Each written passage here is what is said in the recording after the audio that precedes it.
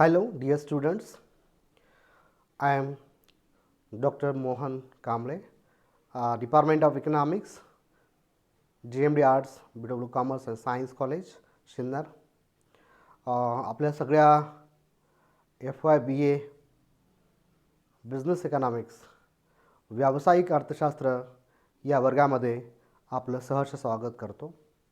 विद्यार्थी मित्रांनो, आपण मागच्या लेक्चरमध्ये व्यावसायिक अर्थशास्त्र सूक्ष्म भाग पहिला या पेपरचा आपण सिलेबस अभ्यासक्रम पाहिलेला आहे. विद्यार्थी मित्रांनो, आपण व्यावसायिक अर्थशास्त्र सूक्ष्म दृष्टिकोनातून अभ्यासणार आहोत. बिझनेस इकॉनॉमिक्स मायक्रो फर्स्ट हा पेपर आपण FY BAच्या वर्गासाठी कंपल्सरी पेपर अभ्यासत आहोत. यामध्ये प्रामुख्याने व्यवसायासंदर्भात जे काही ध्येय धोरण आहेत, ज्या काही विश्लेषण पद्धती आहे, ज्या काही नियम तत्व विश्लेषण पद्धती आहे ते यामध्ये पाहणार आहोत. विद्यार्थी मित्रांनो, विशेषतः हा अर्थशास्त्राचा वर्ग आहे. आपण अर्थशास्त्र या विषयासंदर्भात नियमित अशा वर्गांमधून चर्चा करणार आहोत. व्हॉट इज मेन इकॉनॉमिक्स, अर्थशास्त्र म्हणजे काय आणि अर्थशास्त्र ही शाखा कधीपासून अभ्यासली गेली, त्यात व्यावसायिक अर्थशास्त्र ही उपयोजित शाखा कधीपासून चालू करण्यात आली किंवा सुरू करण्यात आली, या सगळ्या घटकांचा अभ्यास आपण अशा वर्गांमधून करणार आहोत. आपण अशा वर्गांमध्ये आपलं लक्ष नेहमीच असावं असे सगळ्या विद्यार्थ्यांना मी आवाहन करतो की आपण अशा व्हर्च्युअल क्लासमध्ये आपण चांगल्या प्रकारचा अभ्यास करून सामायिक परीक्षांमध्ये कंटिन्युअस असेसमेंटमध्ये सहभाग नोंदवावा. विद्यार्थी मित्रांनो, तुम्हाला माहीत असेलच, कारण तुम्ही नुकतेच FY BAच्या वर्गामध्ये प्रवेश केलेला आहात. सावित्रीबाई फुले पुणे विद्यापीठाने मागच्याच वर्षापासून चॉईस बेस्ड क्रेडिट सिस्टम लागू करण्यात आलेली आहे, ज्यामध्ये तुम्हाला क्रेडिट्स अचीव करायचे आहेत. पर पेपर तुम्हाला क्रेडिट्स आहेत. व्यावसायिक अर्थशास्त्र हा पेपर तुम्हाला 3 क्रेडिटसाठी अभ्यासायचा आहे. तुम्हाला एकूण 3 वर्षासाठी 3 विशिष्ट भागांमध्ये FY, SY आणि TY या 3 वर्गामध्ये तुम्हाला विशिष्ट स्वरूपाचे क्रेडिट अचीव करायचे आहेत. त्यामुळे अशा वर्गांमधून आपलं कंटिन्युअस असेसमेंट असेल. ते असेसमेंट होत असताना परीक्षा पद्धतीसुद्धा समजून घेणं गरजेचं आहे. परीक्षा पद्धती ही आता 80-20 राहिलेली नाही आहे, तर आता 70-30 हा पॅटर्न लागू झालेला आहे. चॉईस बेस्ड क्रेडिट सिस्टममध्ये 70-30 हा CBSE पॅटर्न म्हणून चॉईस बेस्ड क्रेडिट पॅटर्न म्हणून विद्यापीठाने मागच्या वर्षापासून चालू केला असताना 70-30, 70 एक्सटर्नल तुम्हाला परीक्षा देऊन अचीव करायचे आहेत, तर 30 मार्क्स तुम्हाला इंटरनल असेसमेंटमध्ये अचीव करायचे आहेत. विद्यार्थी मित्रांनो, तुम्हाला 70 पैकी 28 मार्क तुम्हाला अचीव करायचे आहेत आणि 30 पैकी तुम्हाला 12 मार्क्स अचीव करायचे आहेत. या दोन्हीची बेरीज म्हणून 40 होते. तुम्हाला 40 मार्क घ्यायचे आहेतच. त्याचबरोबर इंडिव्हिज्युअल 70 मार्क्सपैकी 21 मार्क तुम्हाला कंपल्सरी अचीव करायचे आहेत, तरच तुम्ही पास होऊ शकता. जसं 30 पैकी तुम्हाला 12 मार्क्स अचीव करायचे आहेत, तुम्ही 10 मार्क्स अचीव केले तर तुम्ही फेल असाल. आणि म्हणून जर तुम्ही एकूण 100 पैकी 90 अभाव असाल किंवा 70मध्ये तुम्ही 60 मार्क घेतलात आणि इकडे 10 मार्क्स घेतला तर तुमचा रिझल्ट इंटरनलमध्ये फेल येऊ शकतो. आणि म्हणून जर अशा स्वरूपाची परीक्षा पद्धती समजून घेणं गरजेचं आहे. तुम्हाला दोन्हीही एक्सटर्नल आणि इंटरनल दोन्हीही भागांमध्ये परीक्षा द्यावी लागणार आहे. कंटिन्युअस असेसमेंट असल्यामुळे तुम्हाला ती सोपी जाणार आहे. मात्र जी काही एक्सटर्नल आहे 70 मार्क्स, तुम्हाला रेग्युलरली जे काही वर्गात इंटरनल परीक्षा होईल त्यावरतीच हा 70 मार्क्सचा अभ्यासक्रम तुम्हाला दिला गेलेला आहे. आणि म्हणून विद्यार्थी मित्रांनो, हा परीक्षा पॅटर्न समजून घेऊया, अभ्यासक्रम समजून घेऊया आणि व्यावसायिक अर्थशास्त्राची व्याप्ती, स्वरूप, अर्थ, व्याख्या या सगळ्या घटकांचा आपण अभ्यास करणारच आहोत. तत्पूर्वी आपण अर्थशास्त्राचा अभ्यास करणार आहोत. व्हॉट इज मीन इकॉनॉमिक्स, अर्थशास्त्र म्हणजे काय, इकॉनॉमिक्स म्हणजे काय हे आपण पाहणार आहोत. अर्थशास्त्र ही शाखा कधी निर्माण झाली, अर्थशास्त्रामध्ये कुठल्या घटकांचा अभ्यास केला जातो, अर्थशास्त्र ही मानवाच्या कुठल्या घटकाशी संबंधित आहे, या सगळ्या घटकांचा आपण या भागांमध्ये चर्चा करणार आहोत. विद्यार्थी मित्रांनो, मानवाची आर्थिक प्रगती जर आपण पाहिली, अगदी प्राचीन काळापासून मानवाच्या विकासाचे जे टप्पे आपण बघितले, या चित्रफितीमध्ये तुम्हाला लक्षात येत असेल की मानवाने कशा प्रकारची प्रगती केलेली आहे. मानव अगदी कुठल्या अवस्थेत होता, आज टप्प्याटप्प्याने मानवाने कशा प्रकारे आपल्या बुद्धिमत्तेच्या जोरावर आज कम्प्युटर आणि त्या पलीकडे आधुनिक जगाच्या पलीकडे आज आपण झेप घेतलेली आहे. ते म्हणजे मानवाच्या बौद्धिक कौशल्यामुळे. मानवाला बौद्धिक कौशल्य लाभल्यामुळे मानवानेही आजपर्यंतची जी प्रगती आहे ती निर्माण केलेली आपल्याला दिसून येते. आणि म्हणून विद्यार्थी मित्रांनो, अर्थशास्त्र ही सामाजिक शास्त्राची सामग्री आहे असं सॅम्युएल्सन म्हणतात.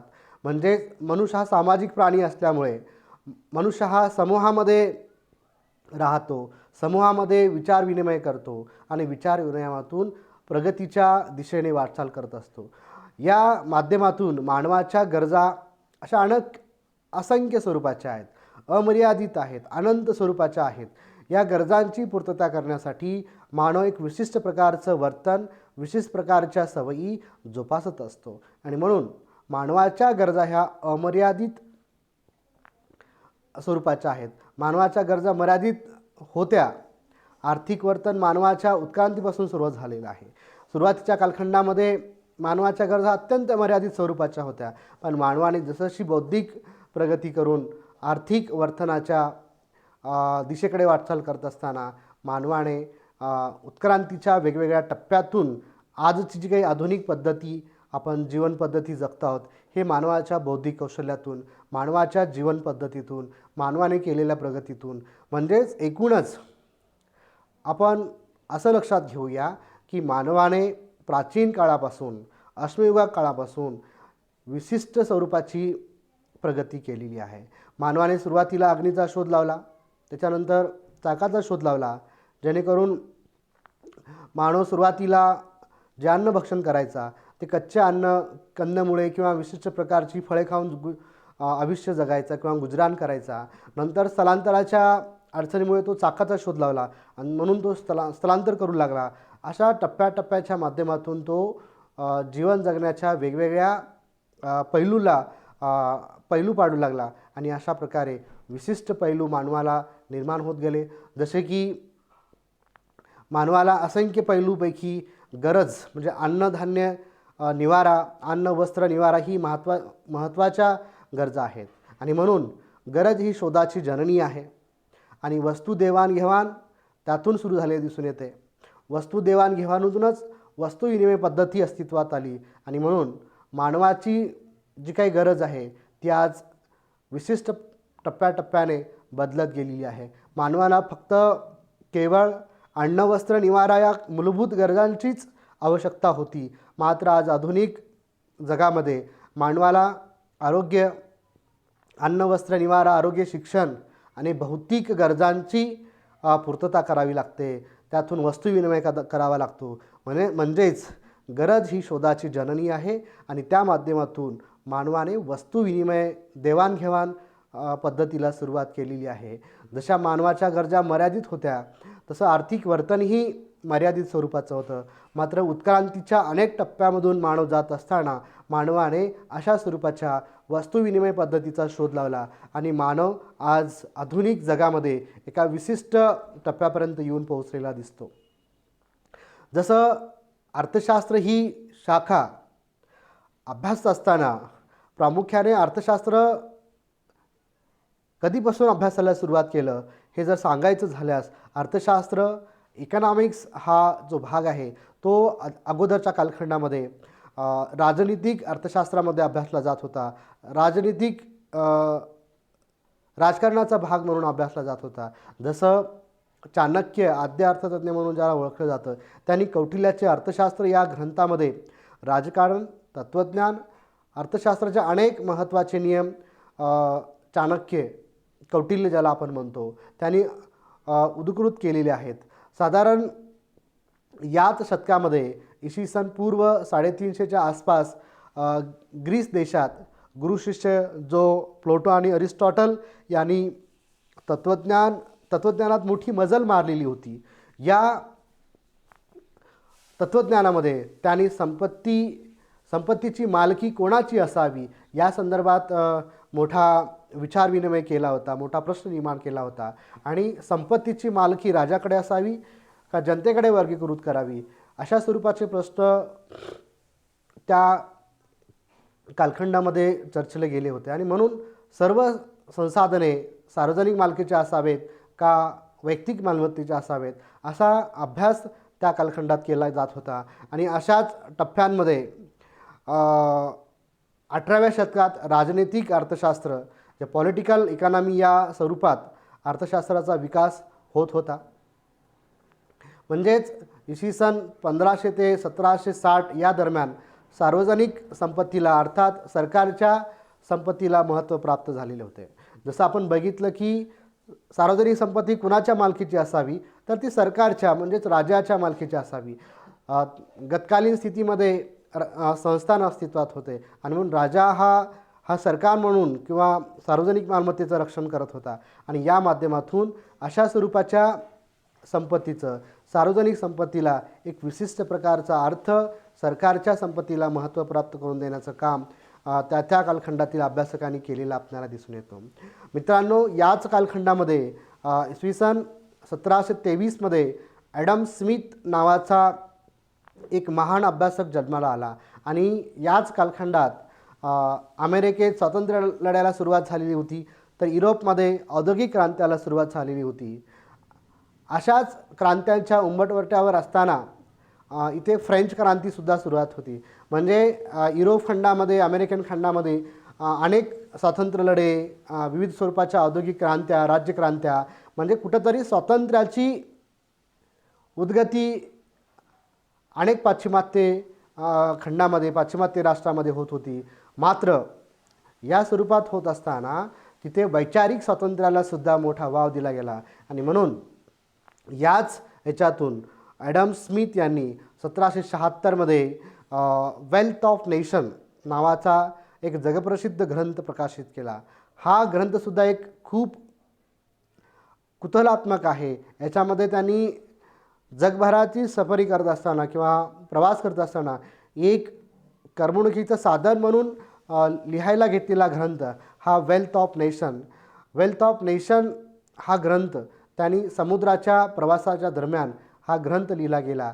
आणि या ग्रंथाने पुढच्या 100 वर्षापर्यंत जगावर छाप निर्माण केली गेली. आणि या ग्रंथामध्ये अर्थशास्त्र ही शाखा नव्याने अभ्यासण्याची गरज त्यांनी त्या ठिकाणी उद्धृत केलेली आहे. पॉलिटिकल इकॉनॉमी म्हणजे पॉलिटिकल इकॉनॉमिक्स, राजनैतिक अर्थशास्त्र हा भाग आता स्वतंत्रपणे अभ्यासला जाऊ शकतो असं त्यांनी वेल्थ ऑफ नेशन या ग्रंथामध्ये सांगितलेलं आहे. राजनीतीपासून अर्थशास्त्र ही स्वतंत्र शाखा म्हणून या दरम्यान उदयास आलेली दिसून येते. आणि म्हणून खऱ्या अर्थाने ॲडम स्मिथ यांना अर्थशास्त्राचा जनक, फादर ऑफ इकॉनॉमिक्स असं आपण त्यांना म्हणतो. अर्थशास्त्राचा जनक अर्थतज्ञ ॲडम स्मिथ हा एक तत्त्ववेत्ता, एक फिलॉसॉफर म्हणून त्या कालखंडामध्ये प्रसिद्ध होता. एक विद्यार्थीप्रिय प्राध्यापक म्हणून परिचित होता. त्यांनी अशा स्वरूपाच्या अर्थशास्त्राला नव्याने अभ्यासाची गरज त्यांनी करून दाखवली आणि अर्थशास्त्र म्हणजे काय हे त्यांनी पहिल्यांदा जगाला सांगण्याचं काम केलं. तर अर्थशास्त्र, इकॉनॉमिक्स हे एक सामाजिक शास्त्र आहे, सोशल सायन्स आहे, जे वस्तू आणि सेवांच्या उत्पादन वितरण विनिमय आणि विभाजनाचं जे वापराचं विश्लेषण करतं त्याला अर्थशास्त्र म्हणलेलं आहे. म्हणजेच सोशल सायन्स म्हणजे सामाजिक शास्त्रामध्ये जे वस्तू आणि सेवा त्यांचं उत्पादन, वितरण, विभाजन आणि त्यांच्या वापरासंबंधीचे विश्लेषण करणारे शास्त्र म्हणजे अर्थशास्त्र. अशा स्वरूपाचं विश्लेषण त्या कालखंडात ॲडम स्मिथच्या माध्यमातून केलं गेलं. प्रामुख्याने अर्थशास्त्राचा अर्थ पाहत असताना आपल्याला लक्षात येईल की समाजातील विविध आर्थिक घटकांशी संबंधित मानवी वर्तणुकीचा स्वतंत्र अभ्यास करणारं शास्त्र म्हणून अर्थशास्त्र विकसित झालेलं आहे. समाजातील विविध आर्थिक घटक म्हणजेच काय? अन्न, वस्त्र, निवारा व मानवाला अनेक प्रकारचे पैलू जसे निर्माण झाले, जसं की मानव हा समूहामध्ये राहतो आणि म्हणून मानवाला सामाजिक पैलू निर्माण झाला. मानवाला अन्न, वस्त्र, निवारा याची गरज लागली म्हणून मानवाला आर्थिक पैलू निर्माण झाला. मानव हा भौगोलिक प्रदेशामध्ये राहतो आणि म्हणून मानवाला भौगोलिक पैलू निर्माण झाला. मानव हा राजनैतिक पैलूमध्ये राहतो म्हणून राजनैतिक पैलू, सांस्कृतिक पैलू अशा स्वरूपाचे अनेक स्वतंत्र पैलू मानवाने निर्माण केलेले आहेत आणि म्हणून यामध्ये सामाजिक दृष्टिकोनातून किंवा आर्थिक दृष्टिकोनातून मानवाच्या विविध वर्तणुकीचा, मानवाच्या स्वतंत्र वर्तणुकीचा अभ्यास ज्या ज्या शाखेत केला जातो त्याला सामाजिक शास्त्र असं म्हणलेलं आहे.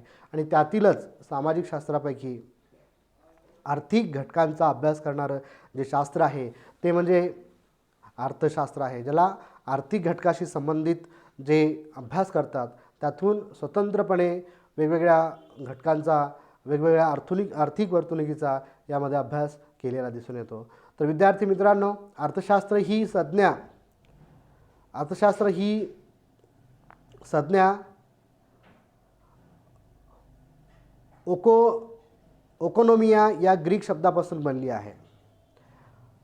ओकोनोमिया या शब्दाचा अर्थ कौटुंबिक व्यवस्थापन म्हणजेच कौटुंबिक गृह व्यवस्थापन असा आहे. कौटुंबिक व्यवस्थापन आणि अर्थशास्त्र यात बरेच साम्य असल्यामुळे कौटुंबिक गृह व्यवस्थापनाचा अभ्यास म्हणजेच मानवाच्या अन्न, वस्त्र, निवारा आणि आत्ता आधुनिक जगामध्ये आरोग्य, शिक्षण, पायाभूत सुविधा या घटकांचा अभ्यास या अर्थशास्त्र या विषयात करण्यात येतो आहे.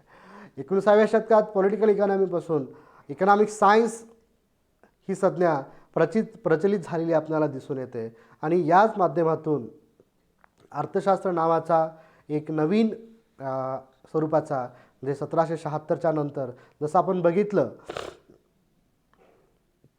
की या ठिकाणी ॲडम स्मिथ या चित्रफतीमध्ये आपल्याला दिसतोय. ॲडम स्मिथचा जन्म 5 जून 1723 या कालखंडात झालेला आहे. तर 1723 हा त्यांचा जन्म कालखंड असा आपल्याला दिसून येतो. तर 17 जुलै 1790 या दरम्यान त्यांचा मृत्यू झालेला आहे. त्यांनी an inquiry into the nature and causes of wealth of nation नावाचा जो ग्रंथ लिहिलेला आहे त्याला शॉर्ट फॉर्ममध्येच आपण वेल्थ ऑफ नेशन म्हणतो. म्हणजेच an inquiry into the nature and causes of wealth of nation या ग्रंथामध्ये त्यांनी अर्थशास्त्राच्या नवीन अभ्यास पद्धतीची जी संकल्पना मांडलेली आहे ते या जगाला परिचित झाली आणि पुढच्या 100 वर्षामध्ये याच आणि इन्क्वायरी इंटू द नेचर आणि causes of wealth of nation या ग्रंथाने खूप मोठी छाप पाडलेली आहे. आणि म्हणून राष्ट्राची संपत्ती या ग्रंथात अर्थशास्त्र हे संपत्तीचे शास्त्र आहे असं पहिल्यांदा सांगण्याचं काम कोणी केलं असेल तर ते म्हणजे ॲडम स्मिथनं केलेलं आहे. अर्थशास्त्र कशाचा अभ्यास करतं तर संपत्तीच्या कारणमीमांसेचा अभ्यास करतं, संपत्तीचा अभ्यास करतं आणि म्हणून त्यांनी अधिकृत केलं economics is a subject concern with a inquiry into the nature and causes of wealth of nation. हा अभ्यासाचा विषय, हा कंटेंट त्यांनी आपल्या अभ्यासात सांगितलेला आहे. म्हणजेच अर्थशास्त्र हे राष्ट्राच्या संपत्तीचं स्वरूप व त्या संपत्तीची कारणमीमांसा करणारे शास्त्र म्हणजेच अर्थशास्त्र असं सांगितलेलं आहे. म्हणजेच अर्थशास्त्र हे काय आहे? राष्ट्राच्या संपत्तीचं स्वरूप आणि त्याच्या निर्मितीची कारणमीमांसा करणारं शास्त्र आहे, असं त्यांनी आपल्या ग्रंथामध्ये सांगितलेलं आहे. त्याच्यानंतर अर्थशास्त्राच्या अभ्यासाची जी उत्क्रांती टप्प्याटप्प्याने झालेली, त्याच्यानंतर अर्थशास्त्रामध्ये सगळ्यात मोठी भर कोणी टाकली असेल तो म्हणजे प्रोफेसर मार्शल यांनी टाकलेली आहे. 1890मध्ये मार्शलनी द प्रिन्सिपल ऑफ इकॉनॉमिक्स अर्थशास्त्राची मूलतत्वे या ग्रंथात अर्थशास्त्राची कल्याणकारी व्याख्या मांडलेली आहे. प्रामुख्याने अर्थशास्त्रातील एक सगळ्यात महत्त्वाचा विचारवंत म्हणून प्रोफेसर अल्फ्रेड मार्शल यांचा आपण विचार करतो. 26 जुलै 1842 ते 13 जुलै 1924 हा अल्फ्रेड मार्शल यांचा कालावधी राहिलेला आहे. अर्थशास्त्र हे मानवी कल्याणाचा अभ्यास करणारे शास्त्र आहे असं ठासून सांगणारा जो अर्थशास्त्रज्ञ आहे तो म्हणजे अल्फ्रेड मार्शल यांनी. म्हणजेच अर्थशास्त्र हे केवळ संपत्तीचा अभ्यास करणारं शास्त्र नाही आहे, तर अर्थशास्त्र हे मानवी कल्याणाचा अभ्यास करणारं शास्त्र आहे. मानवाच्या विविध पैलूंचा अभ्यास करतं. तसंच मानवाचं कल्याण, संपत्ती हे मानवाचं अंतिम ध्येय नाही आहे, तर मानव हा एकदम सॅटिस्फॅक्टेड असला पाहिजे, तो वेलफेअर असला पाहिजे आणि म्हणून मानवाच्या कल्याणाचा अभ्यास करणारं शास्त्र म्हणून अर्थशास्त्राची व्याख्या द प्रिन्सिपल ऑफ इकॉनॉमिक्स 1890मध्ये अल्फ्रेड मार्शल यांनी म्हणलेलं आहे. मानवाचे अंतिम जे साध्य आहे ते मानवी कल्याण आहे, ह्युमन वेलफेअर असल्याने अर्थशास्त्र मानवी जीवनाच्या सामान्य व्यवहाराचा अभ्यास करतं. पुन्हा एकदा त्यांनी हे सांगण्याचा प्रयत्न केलेला आहे की मानवाचं अंतिम ध्येय काय आहे, अंतिम साध्य काय आहे, तर मानवी कल्याण आहे, ह्युमन वेलफेअर आहे.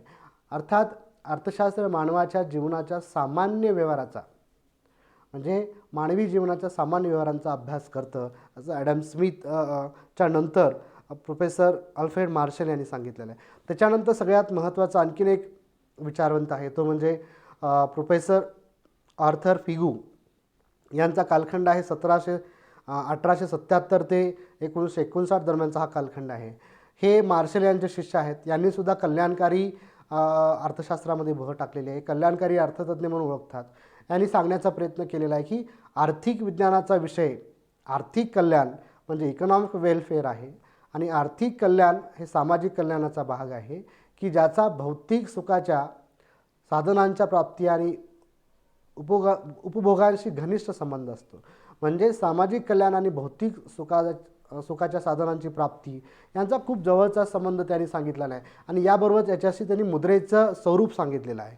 मुद्रेच्या स्वरूपात म्हणजे पैशाच्या स्वरूपात हे मोजमाप केलं जाऊ शकतं असं त्यांनी या ठिकाणी सांगितलेलं आहे. त्यांनी त्यांच्या शब्दात सांगितलेलं आहे economics welfare is the subject matter of economics. Economics welfare being that part of social welfare that can be brought directly or indirectly into relation with the measuring rod of money. याचा अर्थ सामाजिक कल्याण आणि भौतिक सुख साधनाच्या प्राप्ती याचा कुठंतरी घनिष्ठ संबंध त्यांनी पैशाशी लावलेला आहे. पैशाच्या स्वरूपात जे मापन केलं जातं तेच अर्थशास्त्र आहे असं पिगू यांनी सांगण्याचा प्रयत्न केलेला आहे. त्याच्यानंतर अर्थशास्त्राची एकदम सुसंगत अशी व्याख्या जर कोणी केली असेल ते म्हणजे लिओनियल रॉबिन्सन यांनी केलेली आहे. 22 नोव्हेंबर 1898 ते 15 नोव्हेंबर 1894 हा लिओनियल रॉबिन्सन यांचा कालखंड राहिलेला आहे. लिओनियल रॉबिन्सन यांनी 1932मध्ये अर्थशास्त्राचे स्वरूप आणि महत्त्व nature and significance of economics नावाचा ग्रंथ लिहिला. यामध्ये दुर्मिळता प्रदान व विकास केंद्रित व्याख्या त्यांनी मांडलेली आहे. यामध्ये व्याख्या मांडत असताना त्यांनी प्रामुख्याने मानवाच्या अनंत गरजा, दुर्मिळ साधने आणि मर्यादित परंतु पर्यायी उपयोगांची साधने यांचा मेळ घालण्याच्या दृष्टीने करण्यात येणाऱ्या मानवी वर्तनाचा अभ्यास करणारे शास्त्र म्हणजेच अर्थशास्त्र आहे अशी सुटसुटीत स्वरूपाची व्याख्या the nature and significance of economics या ग्रंथामध्ये लिओनियल रॉबिन्सन यांनी केलेली आहे. याला दुर्मिळता प्रदान आणि विकास केंद्रित व्याख्या म्हणलेली आहे. म्हणजेच काय, मानवाच्या अनंत गरजा आहेत, दुर्मिळ साधनं आहेत, मर्यादित परंतु पर्यायी उपयोगांची साधनं याचा मेळ मानव कसा घालतो, या मेळ घालण्याच्या दृष्टीला, या वर्तनाला जो काही आपण अभ्यास करतो त्या शास्त्राला त्यांनी अर्थशास्त्र असं म्हणलेलं आहे.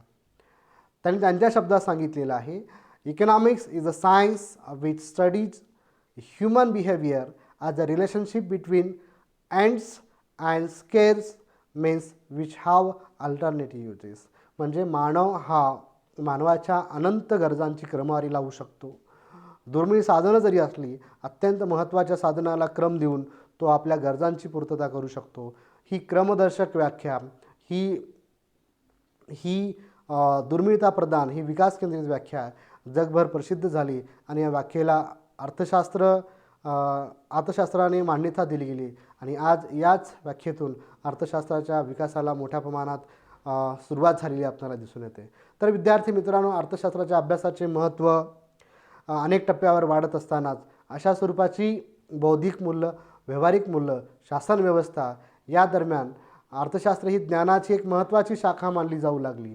अर्थशास्त्र ही शेती, व्यवसाय, वित्तपुरवठा, प्रशासन, विधी व इतर आंतरराष्ट्रीय शासन प्रणाली आपल्या दैनंदिन व्यवहाराचा एक भाग म्हणून अर्थशास्त्राचा अभ्यास जगभर केलेला दिसून येतो. आज जागतिक अर्थव्यवस्था एक एक खेड्यासारखं स्वरूप धारण केलेली आहे आणि म्हणून अर्थशास्त्राच्या अभ्यासाची सुरुवात ही एक खूप मोठा पल्ला आपल्याला दिसून येतो. अर्थशास्त्राच्या अभ्यासाची वेगवेगळ्या स्वरूपाची जी काही कार्यप्रणाली आहे ते आपण पाहणार आहोत. अर्थशास्त्राची व्याप्ती आणि स्वरूप, नेचर्स अँड स्कोप्स आपण पाहणार आहोत. अर्थशास्त्राच्या सिद्धांताची कार्यक्षमता आपण पाहू शकतो की मानवाच्या अन्न, वस्त्र, निवारा यापेक्षा मानवाला जे काही भौतिक, सामाजिक, भौतिक सुखाच्या पलीकडे मानवाने ज्या काही तत्व, नियम, थेरीज मांडलेल्या आहेत त्या सगळ्यांची मानवाच्या जीवनाशी संबंधित ज्या काही संकल्पना आहेत त्याचा एका नियमबद्ध सुटसुटीत पद्धतीने,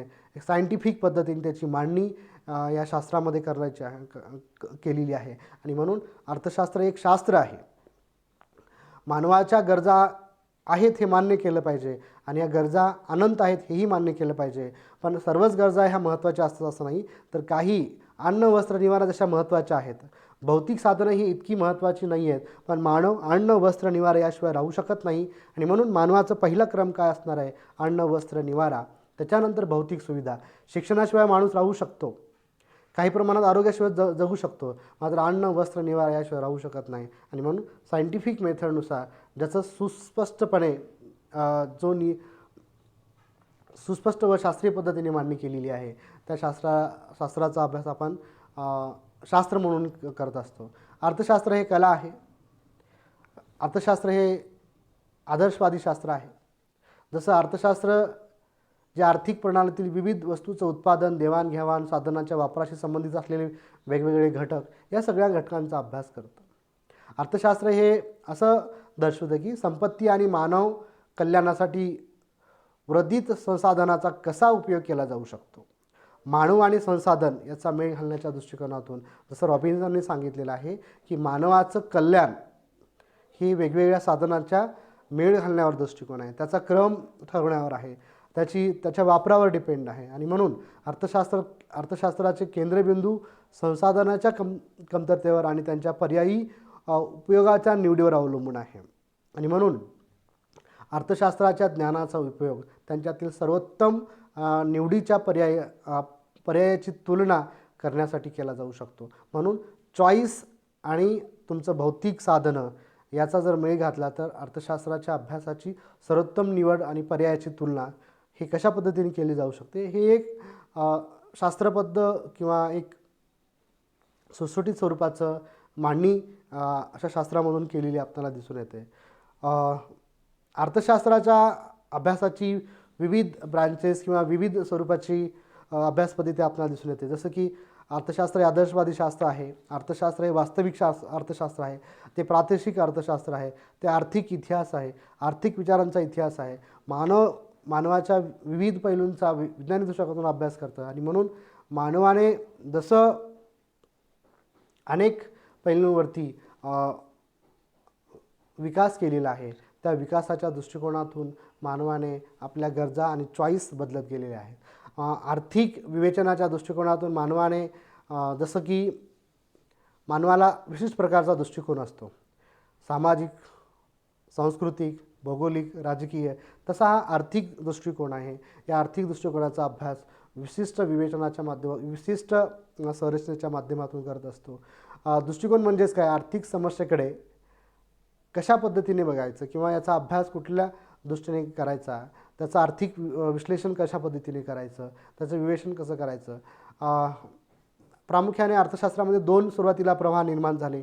एक जो प्रवाह आहे तो म्हणजे मायक्रो इकॉनॉमिक्स आणि दुसरा आहे तो मॅक्रो इकॉनॉमिक्स, म्हणजे सूक्ष्म अर्थशास्त्र आणि स्थूल अर्थशास्त्र. ही पहिल्यांदा जी विभागणी, जे विवेचन करण्याचं काम जे केलेलं आहे सूक्ष्म दृष्टिकोनातून आणि स्थूल दृष्टिकोनातून, प्रोफेसर रेग्नर फ्रिंच यांनी 1933मध्ये स्थूल आणि सूक्ष्म अर्थशास्त्राची पहिल्यांदा संज्ञा वापरण्याचं काम केलेलं आहे की आर्थिक समस्या त्याचं विश्लेषण, त्याचं विवेचन करण्यासाठी आपण दोन मेथड यूज करू शकतो. त्या म्हणजे मायक्रो लेवलवरती आणि माक्रो लेवलवरती, ज्याला इंडिव्हिज्युअल मेथड म्हणलेलं आहे, ज्याला पर्टिक्युलर एका घटकासंदर्भात, एका विशिष्ट घटकासंदर्भातच विश्लेषण केलं जाऊ शकतं किंवा एका विशिष्ट ढाच्यामध्येच केलं जाऊ शकतं. त्याला मायक्रो इकॉनॉमिक्स असं म्हणलेलं आहे, त्याला आपण मराठीमध्ये सूक्ष्म अर्थशास्त्र म्हणतो. त्याच्यानंतर मायक्रो म्हणजे कलेक्टिव्ह बेस, त्याला इंडिव्हिज्युअल बेस नसतो, त्याला कलेक्टिव्ह बेस असतं, त्याला ॲग्रिगेट बेस असतं, त्याला स्थूल असं म्हणलेलं आहे, स्थूल अर्थशास्त्र म्हणलेलं आहे. अशा पद्धतीने व्यावसायिक अर्थशास्त्राच्या अभ्यासाला सुरुवात झालेली दिसून येते. तर विद्यार्थी मित्रांनो, आपण अर्थशास्त्र म्हणजे काय हे समजून घेतलेलं आहे. मला अशी अपेक्षा आहे की तुम्ही चांगल्या पद्धतीने हे समजून घेतलं असाल, तुमच्या लक्षात आलेलं असेल. आपण यानंतरच्या भागामध्ये आपल्या मुख्य विषयाकडे म्हणजे व्यावसायिक अर्थशास्त्र, सूक्ष्म भाग पहिला, बिझनेस इकॉनॉमिक्स मायक्रो 1 याकडे वळणार आहोत. याच्या पुढच्या भागामध्ये आपण बिझनेस इकॉनॉमिक्स म्हणजेच काय, त्याची व्याप्ती, स्वरूप, अर्थ, व्याख्या हे पुढच्या भागामध्ये थांबणार आहोत. तर या ठिकाणी आपण थांबूयात. थँक्यू, धन्यवाद.